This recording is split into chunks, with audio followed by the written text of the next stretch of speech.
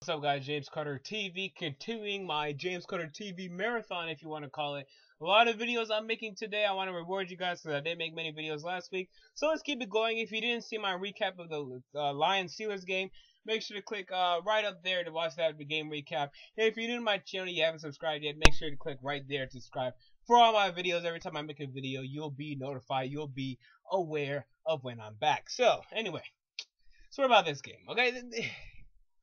These games are just hilarious to me whenever you're picking games because it could have gone either way and it should have went one way to me. I picked the Ravens. They went all the way down to the 2 yard line. They need to get a touchdown at the end of regulation. They didn't kick the field goal.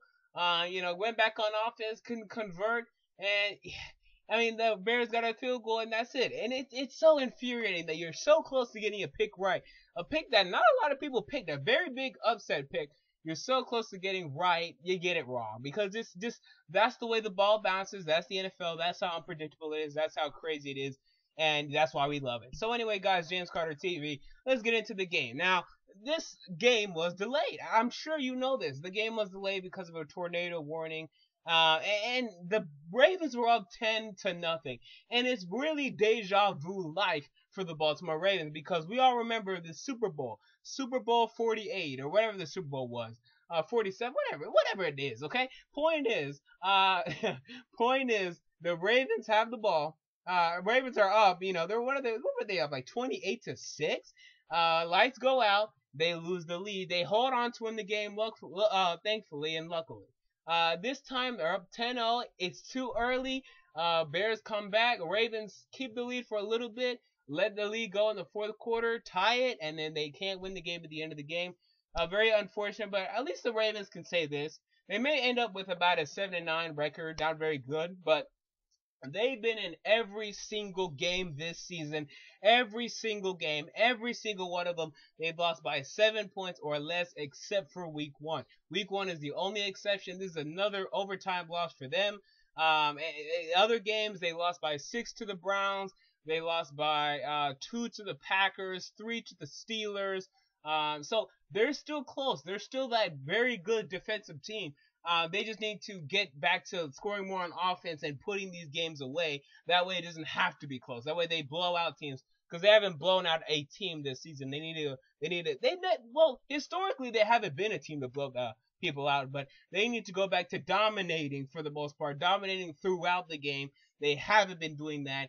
And offensively, I mean, they're okay. I mean, Joe Flacco, another pedestrian day, about 143 yards passing.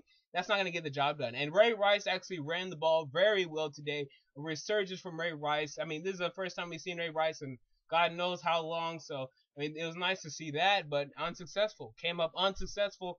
And really on a day where the Bengals won, Steelers won, you need to win. I mean, it's as simple as that. Ravens just kind of shot themselves in the foot. It's going to be hard for me to see them winning the division now. I thought they were going to compete for the division. I thought they were going to win this game.